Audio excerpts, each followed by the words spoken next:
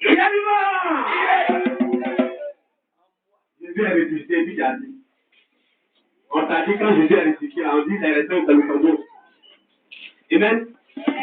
On dit qu'il est ressuscité, ça veut dire qu'il n'est plus dans le tombeau. Amen. Parce qu'il a dit là que Jésus est ressuscité en toi. Et Jésus est encore dans le tombeau dans ta vie. Amen. S'assois s'il vous plaît. Bien aimé, nous allons écouter la parole. La Bible déclare que par manque de connaissance, mon peuple fait quoi? Donc, on doit avoir la connaissance de la parole de l'Éternel Dieu. Et c'est quand tu as la connaissance de la parole de l'Éternel Dieu que tu peux affronter ton ennemi qui est le diable. Amen. Amen. Donc c'est très important. Et quand la parole passe, nous en prie beaucoup, ne soyez pas distraits. Parce que le diable te distrait pour ne pas que tu écoutes seulement la parole de l'Éternel Dieu. Le prédicateur peut prêcher pendant 1 heure de temps, 2 heures de temps, ok? Tu peux prêcher même 5 minutes. Mais ce qui est important, il faut retenir quelque chose. Et c'est ce que tu vas retenir, c'est sur ça que tu vas t'appuyer pour ne pas prier parce que c'est la parole de l'Éternel Dieu. Amen. Amen. Amen. Amen. Amen. Amen. Et nous prions l'Éternel Dieu à ce que le Seigneur nous donne les moyens, à ce que nous participons mon temps et avoir une porte. Quand la prédication va commencer, je ferme même la porte, personne ne sort, personne ne rentre. Il va nous annoncer comment les oracles de l'Éternel Dieu. Moi, je l'appelle toujours l'évangéliste international. Et quand le moment va arriver, selon allez, on lui prêcher la parole de l'Éternel Dieu. Amen. Pour le moment, c'est un commencement. Mais quand le temps va arriver, là, on va avoir le temps. Amen. Un joli garçon, sans produit canéen. Bien sapé, bien tiré, cravaté. Quand même sa femme, il va au travail. Et qu'il est 21 heures, sa femme ne voit pas. Elle commence à pleurer. Mais où est mon mari?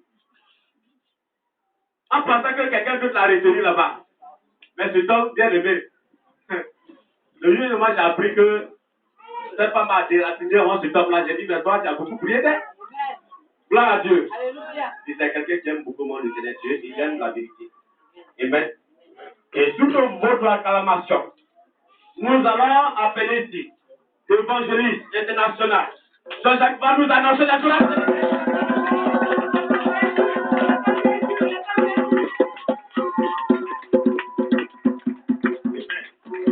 Ça va sourire. Ouais. Parce qu'elle est contente. Mais c'est ça, voilà quand tu. Attends, tu as arrêté de sourire. Quand tu souris, quand il va commencer à prêcher le message, tu vas voir que le Saint-Esprit sera dedans. Et l'onction va dégager. Amen. Je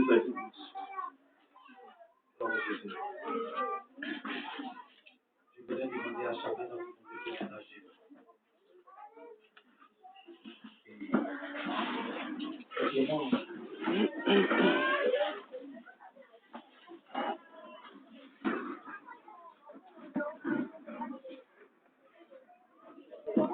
Tu vas demander pardon. Je l'ai dit quoi.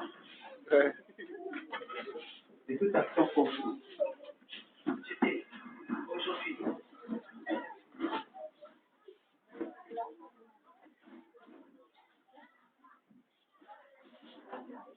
Et tu vas prier, demander pardon. Oui. Et demande pardon à Dieu pour cette action que nous avons commise.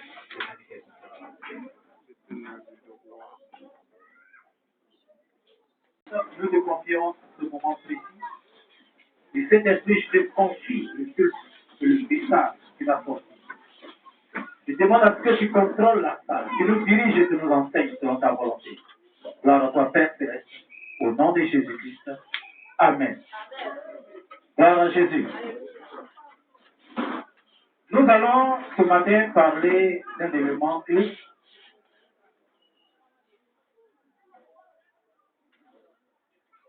Le thème du message, c'est une source de vie. Gloire à Jésus. Chacun prend sa Bible. Une source de vie. Jésus a dit dans sa parole, il est préférable pour vous que je m'en aille. Il est préférable pour vous que j'aille au Père. Et quand je m'en serai allé, je vous enverrai le consolateur, l'esprit de vérité. Le consolateur sera avec vous. Et il vous enseignera toutes choses. Amen. Gloire à Jésus. La vie chrétienne, c'est une vie dirigée par le Seigneur lui-même en personne. Et pour mener une vie chrétienne véritable, ce n'est pas dans la chair, ce n'est pas par notre connaissance, ce n'est pas par le sang, mais c'est par l'Esprit de Dieu qui nous guide. Gloire à Jésus. Alléluia. Et Jésus a invoqué cela dans la parole. Ce matin, nous allons prendre notre Bible dans le livre de Jean, chapitre 4, à partir du verset 7 au verset 15.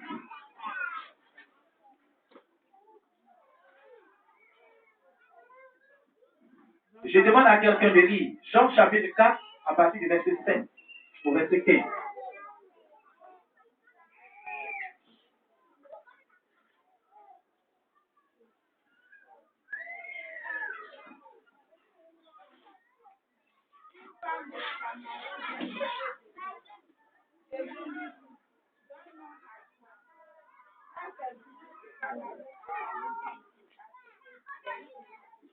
La femme samaritaine dit, comment toi qui es juif, me demandes-tu à toi, à moi qui suis une femme samaritaine?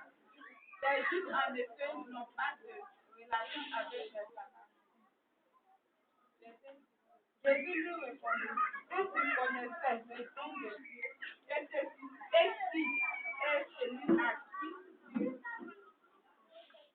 Jésus lui dit, si tu connaissais le don de Dieu, et qui est celui qui te dit, donne-moi à boire, tu lui aurais toi-même demandé à boire, et il t'aurait donné. Seigneur, lui dit la femme, tu n'as rien pour trouver, et le but est pour lui. Où aurais-tu donc cette eau vive? Est-ce que tu prends notre père, Jacob, qui nous a donné ceci, et qui a vu lui-même, et puis que ses fils et ses filles. Jésus lui répondit, quiconque boit de cette eau aura encore soif, mais celui qui boira de l'eau que je lui donne n'aura jamais soif. Amen. S'arrête là. Gloire à Jésus. Le verset 7 me dit, Jésus lui dit, donne-moi à boire. Gloire à Jésus. Jésus est venu au puits de Jacob et il a trouvé là une femme samaritaine. Gloire à Jésus. Il a demandé de l'eau à la femme.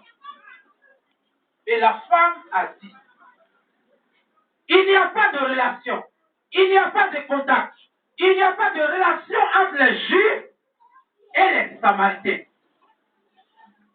Parce que les Samaritains ont leur Dieu et les Juifs ont leur Dieu à part. Il n'y a pas de contact entre eux. Mais ce jour, Jésus-Christ va demander de l'eau à la femme samaritaine. Ce qui est surprenant, la femme samaritaine a dit à Jésus qu'il n'y a pas de relation entre eux et les Juifs. Alors Jésus dit, si tu connaissais le don de Dieu, est-ce que ce matin, toi qui m'écoutes, tu connais le don de Dieu? Alléluia. Gloire à Jésus. La femme lui dit, mais il n'y a pas de contact entre toi et puis moi. Jésus réplique et insiste. Il dit, si tu connaissais le don de Dieu, et celui qui te demande de l'eau à boire, tu lui aurais toi-même demandé de l'eau. Gloire à Jésus. La femme ne connaissait pas qui lui demandait l'eau. Peut-être tu es assis dans cette salle. Tu es assis dans cette église. Maintenant, là où tu es assis, tu m'écoutes. Mais jusqu'à présent, tu ne connais pas encore celui qui est Jésus-Christ de Nazareth. Alléluia. Tu ne sais pas qui est Jésus. Tu ne n'as pas la compréhension même de l'évangile jusqu'à présent, et tu ne sais pas qui nous adorons véritablement, qui est le Seigneur Jésus. Jésus a fait comprendre à la femme, tu lui auras toi-même demandé de l'eau. Tu lui auras lui-même, toi-même demandé de l'eau à celui qui te demande de lui donner de l'eau à boire. Si tu connaissais véritablement le don de Dieu. Alléluia. Amen. Beaucoup de personnes viennent à l'église. Beaucoup de sœurs viennent à l'église. Beaucoup de personnes, frères et sœurs, viennent à l'église. Mais ils ne connaissent pas encore qui est Jésus. Ils croient que c'est un marché. On vient à l'église parce qu'il faut venir. On vient à l'église parce qu'on est frère à l'église. On vient à l'église parce que notre pasteur là, c'est mon frère. On vient à l'église parce que l'évangéliste là, c'est mon cousin, c'est mon frère. Non! Qui est véritablement Jésus-Christ pour toi, ma soeur, mon frère? Qui il est pour toi? Jésus a dit à la femme, si tu connaissais,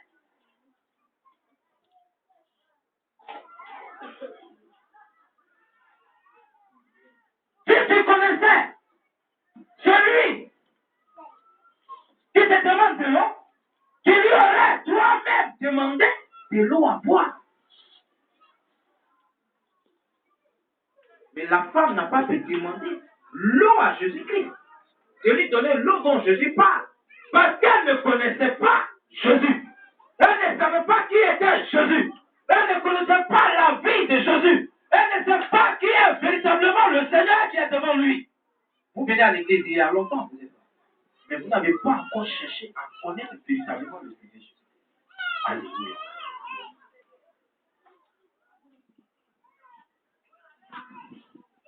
Le verset 13. Jésus lui dit, quiconque boit de cette eau aura soif. Il y a longtemps, vous buvez de l'eau. Jésus avait demandé de l'eau du puits à la femme samaritaine. Cette eau-là, que vous puisez dans le puits, que ce soit l'eau de la Sonétie, cette eau, quand nous buvons de cette eau, nous avons encore soif. Mais Jésus révèle quelque chose de très important ici. Mais celui qui boira de l'eau que moi, Jésus, je lui donnerai, deviendra en lui une source d'eau vive. Une source d'eau vive. Une source d'eau vive qui coulera en lui jusqu'à la vie éternelle. Alléluia. Gloire à Jésus. Et si on devait nous poser, c'est de quelle eau Jésus-Christ parle?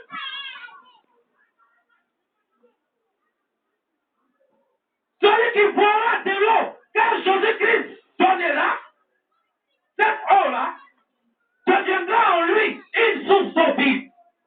Et cette source d'eau vive coulera en toi, dans ton sein, jusqu'à la vie éternelle. Gloire à Jésus. Alléluia. Vous comprenez? Jésus met à notre disposition une eau. Mais quelle eau? Une eau vive qui change notre destinée. Une eau vive qui transforme notre vie. Une eau vive qui jaillira en nous jusqu'à la vie éternelle. C'est quelle eau Jésus-Christ parle? Nous allons vérifier ensemble et voir véritablement qu'est-ce que Jésus-Christ veut nous enseigner. De quoi parle-t-il? Certaines personnes viennent à l'église. Depuis qu'ils sont convertis, ils marchent selon leur propre connaissance, sans s'appuyer sur la parole de Dieu. Ils marchent selon leur savoir. Ils marchent selon leur force. Ce n'est pas par la force, ni par l'intelligence de l'homme que nous vivons la vie spirituelle. Gloire à Jésus. Mais c'est par l'Esprit de Dieu. Alléluia. Gloire à Jésus. Quelqu'un me lit le livre de Jean chapitre 7, verset 37.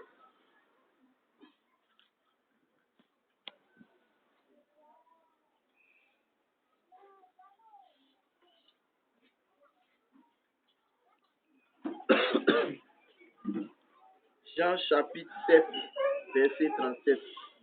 La parole du Seigneur. Le dernier jour, le grand jour de la fête, Jésus, se tenant debout, s'écria, si quelqu'un a soif, qu'ils viennent à moi et qu'ils boivent. 38. Celui qui croit en moi, des fleuves d'eau vive couleront de son sein. Comme dit l'Écriture. 39. Il dit cela. De l'esprit croirait en lui. Bon. Il dit cela. De l'esprit que devraient recevoir ceux qui croiraient en lui. Car l'esprit n'était pas encore donné. Parce que Jésus n'avait pas encore été glorifié. Alléluia. Gloire à Jésus. Ce grand jour, Jésus m'a révélé de quoi il parlait. Il dit, si quelqu'un a soif, qu'il vienne à moi et qu'il boive. Il boit quoi? Exactement. Celui qui croit en moi, des fleuves d'eau vive couleront de son sein. Alléluia. Amen. Jésus révèle ici donc de quelle eau il parle. Tous ceux qui sont dans le Seigneur et qui ont cru en Jésus-Christ, la Bible dit, des fleuves d'eau vive couleront de leur sein. Gloire à Jésus.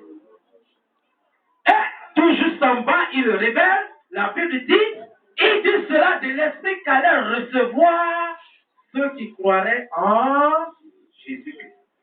Si vous êtes un enfant de Dieu, si vous avez accepté Jésus-Christ, vous devez recevoir l'Esprit de Dieu. Alléluia. Et l'Esprit de Dieu jaillira en vous, coulera en vous, jusqu'à la vie éternelle. Gloire à Jésus. La Bible dit, je vous enverrai le consolateur, l'Esprit de vérité, qui sera en vous. Et vous, vous le connaissez déjà, parce qu'il demeure en vous. Alléluia. Il demeure en vous. Vous le connaissez. Alléluia. Si nous acceptons le Seigneur Jésus-Christ comme Sauveur et Seigneur, au même moment, chacun de nous reçoit l'Esprit de Dieu. Tu as l'Esprit de Dieu. Nous avons l'Esprit de Dieu. Et l'Esprit de Dieu demeurera en nous, sera en nous, nous conduira. Parce qu'il dit, lorsque l'Esprit de Dieu viendra, lorsque le consolateur sera présent, il vous conduira dans la vérité. Alléluia. Amen. Il vous enseignera toutes choses. Et il demeurera avec vous tous les jours, jusqu'à la fin du monde. Alléluia. Gloire à Jésus. C'est pourquoi l'enfant de Dieu que nous sommes, nous devons chercher à recevoir, à demeurer, à être remplis de l'Esprit de Dieu. Parce que la Bible dit, ne soyez pas ivres, mais soyez au contraire remplis de l'Esprit de Dieu. Ce matin, il y a des frères dans cette salle qui sont prêts à être remplis de l'Esprit de Dieu. Ils veulent être conduits par l'Esprit de Dieu. Ils veulent se laisser diriger par l'Esprit de Dieu. Alléluia. Gloire à Jésus. C'est pourquoi, si vous avez l'Esprit de Dieu, vous serez conduits par l'Esprit de Dieu et vous serez véritablement un enfant de Dieu. Parce que la Bible dit à tous ceux qui l'ont reçu, il leur a donné le pouvoir de devenir enfants de Dieu. Quand vous êtes enfant de Dieu, ça veut dire que vous avez l'Esprit de Dieu en vous et vous êtes conduits par l'Esprit de Dieu. Alléluia.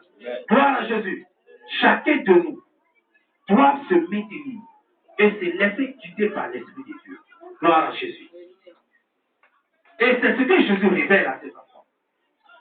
Si tu reçois l'Esprit de Dieu, tu dois te maintenir dans l'Esprit de Dieu. Tu dois te laisser conduire par l'Esprit de Dieu. Ce n'est pas par la chair, ni par le sang qu'on vient et qu'on adore le Seigneur Jésus. Gloire à Jésus. Vous devez vous laisser conduire par l'Esprit de Dieu. Être guidé par l'Esprit de Dieu. Être enseigné par l'Esprit de Dieu. Gloire à Jésus.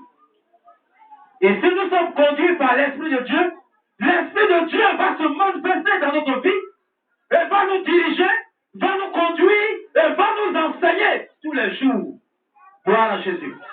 Je ne serai pas long, mais je voudrais simplement vous dire, Jésus a dit à la femme samaritaine, l'eau que je vous donnerai deviendra en vous une source d'eau vive qui coulera jusqu'à la vie éternelle. Vous avez reçu l'Esprit de Dieu, demeurez dans l'Esprit de Dieu, laissez-vous conduire par l'Esprit de Dieu, et cette vie qui est l'Esprit, qui est dans l'Esprit, coulera en vous et vous conduira jusqu'à la vie éternelle. Que le Seigneur vous bénisse. On va simplement se tenir debout.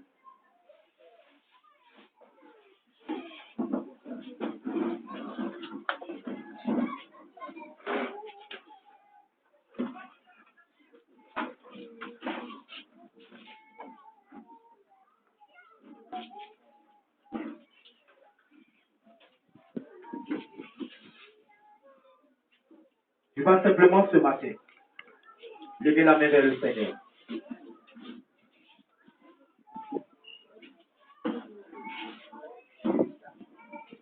Jésus a dit à la femme, si tu connaissais le don de Dieu, et celui qui te dit, donne-moi à boire, tu lui aurais toi-même demandé de l'eau.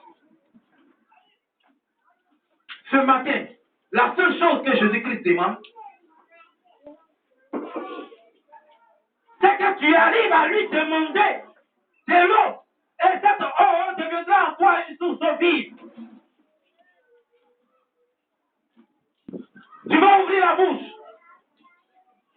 Et tu vas simplement dire à Jésus-Christ, Seigneur Jésus, donne-moi de cette eau dont tu parles. Je voudrais boire de cette eau. Je voudrais que cette eau vive là soit en moi pour que je n'ai plus soif. Prions le Seigneur.